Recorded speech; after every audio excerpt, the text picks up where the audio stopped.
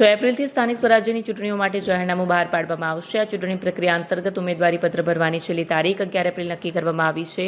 મતદાન 26 એપ્રિલના રોજ યોજાશે અને તમામ સંસ્થાઓમાં એક જ દિવસે મતદાન પ્રક્રિયા પૂર્ણ કરવામાં આવશે. ત્યારબાદ 28 એપ્રિલે મતગણતરી હાથ ધરવામાં આવશે. ચૂંટણી પ્રક્રિયાને સુચારુ રીતે પૂર્ણ કરવા માટે ચૂંટણી તંત્ર દ્વારા જરૂરી તૈયારીઓ શરૂ કરી દેવામાં આવી છે. સાથે રોટેશન કરવામાં આવેલ છે. 109 જેટલા તાલુકા પંચાયત છે એમાં કોઈ ફેરફાર થયેલ નથી. એમાં ખાલી માત્ર રોટેશન કરેલા છે. એમાં પણ ત્રીજું રોટેશન થયેલા છે.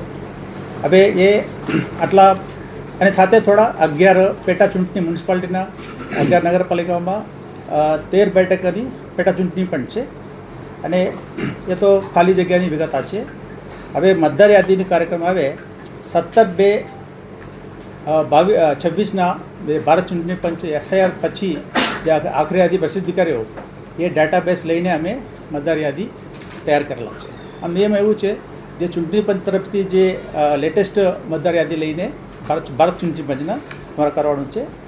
એના કારણે અમે 17/2 પછી આ યાદી લઈને એ પ્રમાણે જે યાદી છે ભારત ચૂંટણી પંચની યાદીમાંથી ગુજરાત રાજ્યના 4,40,00,000 જેટલા મતદારો કુલ અમારા પાસે આવેલા છે અને એ 4,40,00,000 પૈકી અમે 4,18,87,000 જેટલા અમે 23મી તારીખે ગયા 23મી તારીખે ડ્રાફ્ટમાં પ્રસિદ્ધિ કરેલા છે.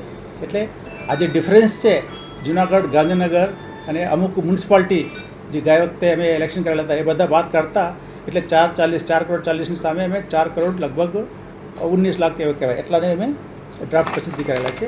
એનું અમે આજે આપ જાણો છો